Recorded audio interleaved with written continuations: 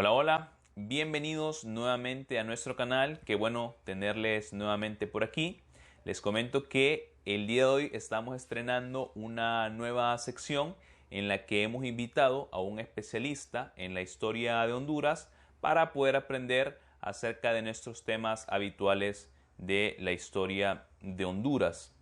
Nos ha llegado un libro que se llama En pesquisa del oro verde, migraciones internas hacia las zonas bananeras de Honduras, 1899-1932. El escritor que va a estar compartiendo con nosotros el día de hoy se llama Marvin Lemus Rivas. Marvin es un colega historiador que se formó en la Universidad Nacional Autónoma de Honduras, cursó una licenciatura en historia y posteriormente cursó un posgrado de una maestría en historia social y cultural. En esta maestría estuvo estudiando este tema que hemos mencionado anteriormente, del cual pues escribió este libro, y por esta razón pues hemos invitado a Marvin para que nos hable un poco acerca de esta reciente publicación. Bienvenido, Marvin. Buenas tardes, Rubén Zúñiga. Gracias por el espacio brindado en este canal de YouTube, ¿verdad? Saludar a todos los suscriptores de este canal como tal, que empieza a incursionar en esos temas históricos, que es importante llevar y narrar la historia para la gente, no solo para la academia. Y en este caso vamos a estar pues exponiendo un tema interesante sobre las migraciones internas en el contexto bananero de Honduras, ¿verdad? Que poco se ha estudiado y pues les invito a que puedan ver el video completo. Gracias a vos por aceptar la invitación. Bueno, vamos con la primera pregunta que me gustaría realizarte.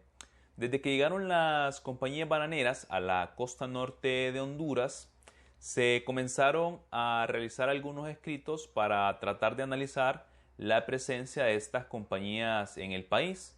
Y de hecho, en el capítulo 1 de tu libro se habla acerca de algunas obras que se han escrito para hablar de las migraciones hacia los campos bananeros.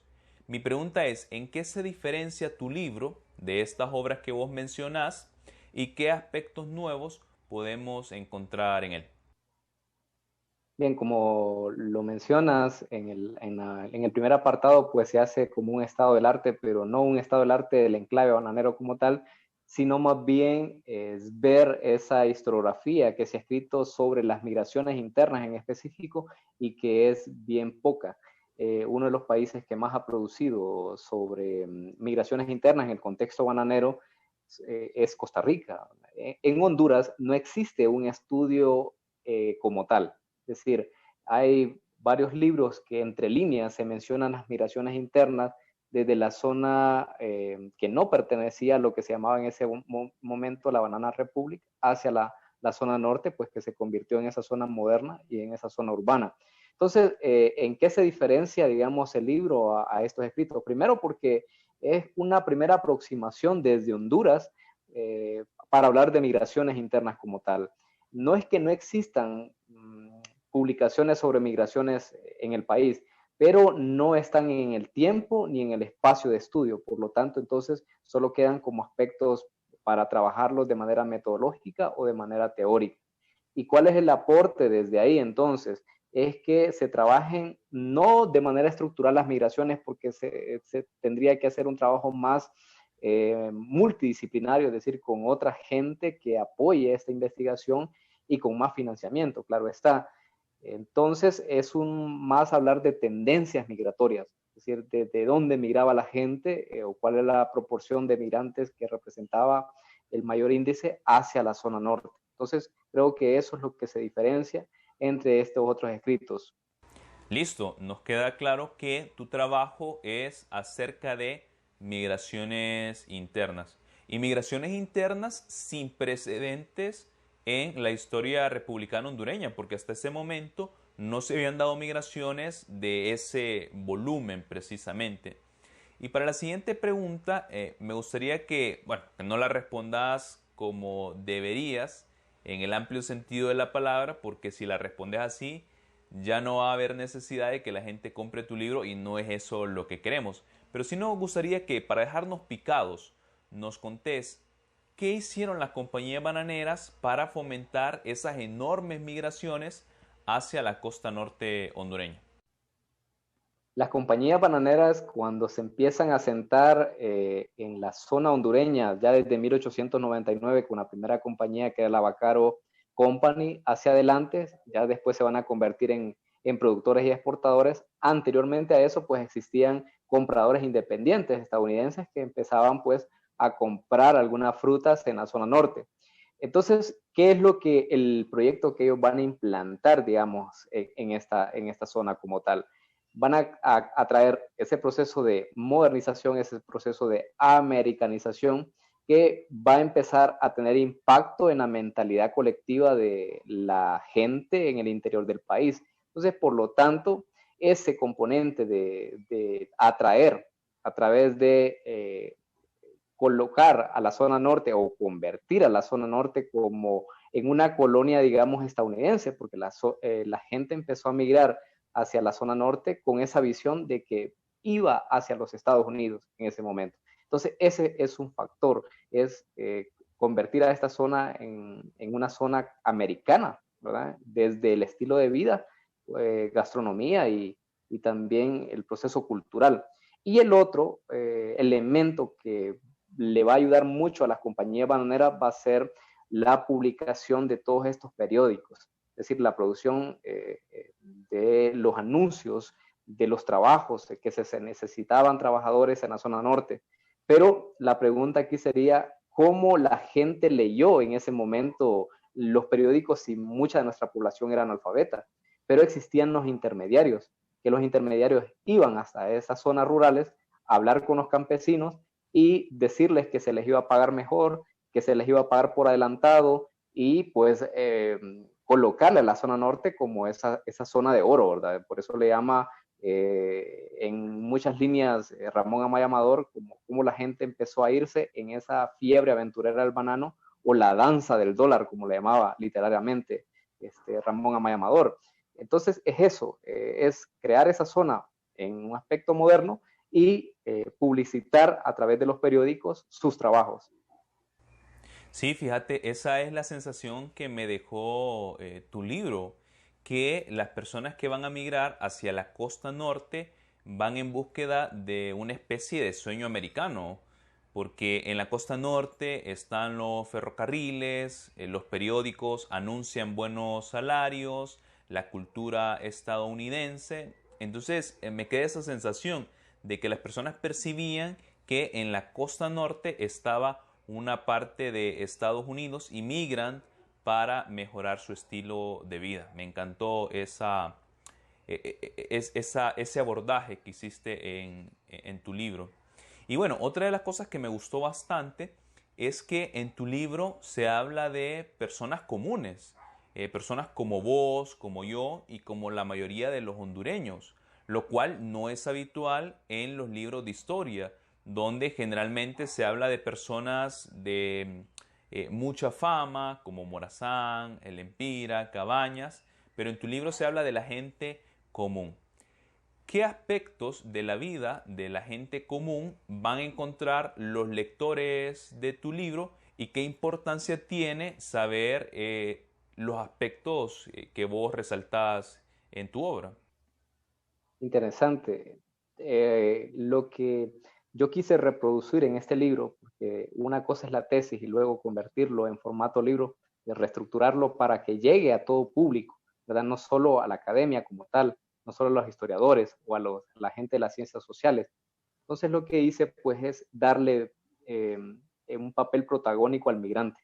El migrante y al migrante no al migrante internacional, sino al migrante interno. ¿Por qué? Porque el migrante interno fue el que ayudó o el que formó la base sólida, económicamente hablando, para que las compañías se convirtieran en esas grandes productoras y en esas grandes exportadoras de banano. No hay otro proceso que lo haya llevado de tal manera que si no hubiera sido, por ejemplo, con los trabajadores hondureños. Entonces, el migrante es darle ese papel protagónico a él y a ella también, porque fueron no solo hombres, miraron hacia la zona norte, sino que también mujeres, y eso es muy interesante cómo las mujeres también se van a empezar a insertar en el capital bananero, quizás no en la producción meramente en principio, sino alrededor de esa producción. Entonces es como empezar a estudiar estos grupos subalternos que se le llaman, ¿verdad? Las mujeres, los migrantes, y quizás esas relaciones que empezaban a tener como vida cotidiana dentro de los campos bananeros, porque los campos bananeros se van a convertir en espacios de interrelaciones, ¿verdad? Culturales y de hecho hasta matrimoniales, porque ahí es donde se van a encontrar mucha gente para luego formar lazos conyugales con personas que ya se conocían. Entonces, y por otro lado, es ver cuáles fueron los sufrimientos, cuáles fueron los obstáculos, cuáles fueron las protestas, lo que empezó a enfrentar el trabajador hondureño en la zona norte. Eso es lo que se rescata y lo que debería ser rescatado en todas las historias, ¿verdad? Porque no solo es la política en este caso, sino es ver esa vida cotidiana de la gente, cómo vive la gente, porque nosotros nos debemos a la gente y tenemos que darle respuesta pues a la sociedad a través de estos estudios. Sí, fíjate, y en ese sentido yo sentí tu libro súper actual, porque no dejaba de hacer la relación entre esas migraciones a los campos bananeros y las migraciones que se dan en la actualidad, principalmente hacia los Estados Unidos, porque muchas veces las personas señalan a estos migrantes tratándolos de irresponsables, cuestionando que van a ir a exponer su vida en estas largas travesías. Y yo me imagino que a las personas que salían de sus pueblos para migrar hacia la costa norte también lo señalaban más o menos de esa manera, porque muchos de estos migrantes dejaban a sus familias en los pueblos y ya me imagino a las personas señalándolos de irresponsables, de tomar decisiones precipitadas, etcétera. Entonces, en ese sentido, me parece que tu libro nos acerca bastante al sentir y a la vida de los migrantes. Eso me parece muy interesante. Y bueno, ya tenemos que ir cerrando el espacio, pero sí me gustaría hacerte una pregunta más. Vos en tu último capítulo nos hablas acerca de la crisis económica de 1929 y todos los efectos negativos que trajo sobre la operación de las compañías bananeras estadounidenses. Claro, esto también tuvo un efecto negativo sobre los propios trabajadores, porque muchos de ellos fueron despedidos y aquellos que se quedaron tuvieron que trabajar más a costa de menos salario. Y me ponía a pensar en la actualidad, porque también estamos en una crisis económica generada por la pandemia de la COVID-19 y sucede lo mismo. O sea, las personas han sido despedidas de sus trabajos y aquellas personas que se quedaron con trabajo pues tienen más trabajo y a veces pues reciben menos salario. ¿Qué opinión tenés vos acerca de esto? Se puede hacer una comparación, ¿verdad? Porque la historia es eso, ¿verdad? Es una constante comparación de estos procesos, porque ya la pandemia se convirtió en un proceso histórico ya. Desde que inició, todavía estamos, ya es un proceso histórico. Entonces, en ese momento, en la crisis de 1929, pues van a caer las exportaciones, no la producción de bananos, sino que más bien va a existir una sobreproducción de bananos y por lo tanto entonces, pero no habían compradores en ese momento. Entonces, ¿qué va a pasar?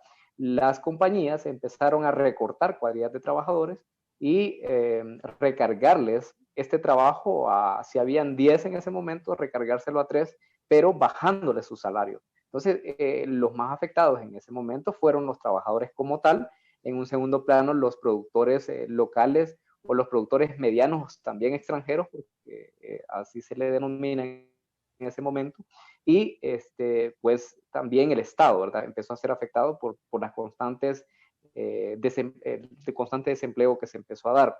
Y la pandemia viene siendo lo mismo, solo que la pandemia inició como este proceso sanitario, pero que va a tener repercusión no solo en lo social, sino en lo económico, en lo cultural, de hecho, ¿verdad? Hasta en lo político, ¿verdad? Cómo los estados empiezan a tratar la pandemia. Y Honduras, pues, es un caso caótico, ¿verdad? Sí, y al final yo creo que igual ambos eventos históricos, tanto estas migraciones de principios del siglo XX y lo que está sucediendo en la actualidad, es importante señalar que están insertos dentro de, el sistema capitalista que ha mostrado que tiene esas dinámicas en las que generalmente vemos procesos de crisis donde la economía mundial se afecta gravemente. Esto trae repercusiones obviamente sobre las empresas, pero como vos nos mostraste en tu libro y como se ve en la actualidad, también las personas son gravemente afectadas durante estos procesos que ocurren dentro de este sistema específico. Bueno, Marvin, se nos ha acabado el tiempo. La verdad que he disfrutado bastante este espacio en el que hemos podido conversar acerca de la obra que vos has hecho, acerca de las migraciones hacia los campos bananeros de principios del siglo XX. Y bueno, me gustaría que invites a las personas a que compren tu libro y bueno, que te despidas de aquellos que van a ver el programa. Bien, muchas gracias a todos los que nos van a ver en esta producción novedosa del canal de Rubén. Los invito a que se suscriban, ¿verdad? Todos los que no se han suscrito todavía.